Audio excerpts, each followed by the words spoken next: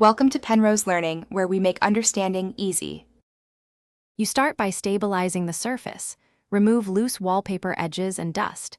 That prevents new blisters. Once done, mist seams lightly with water from a spray bottle to soften adhesive. Don't soak the wall. You need the right tools at hand: a seam roller for pressing, a clean sponge for smoothing, and fresh paste for reattaching. This first action repairs the most common lift issues and lets you see whether the paper accepts new paste or if replacement is needed.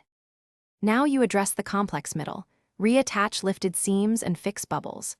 Gently lift the edge, slip a small brush under, and apply a thin, even layer of paste. This bonds without wrinkling. Then align pattern carefully. You don't want mismatched repeats. Use the seam roller, working from the center toward the edges to expel air and paste. Make sure to wipe any squeeze out with a damp sponge so it won't dry and stain. Take your time. Patience prevents visible repairs. To finish, press the whole repaired section with the roller and a clean cloth to ensure full contact and uniform texture. Let the repair dry for about 24 hours while avoiding steam and drafts. This prevents relifting.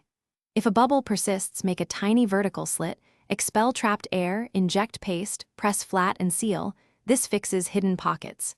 If paste or damage shows through the pattern, replace that strip. You repaired structurally, but visual fixes sometimes. Thanks for watching. If this was helpful, leave a like and consider subscribing. See you next time.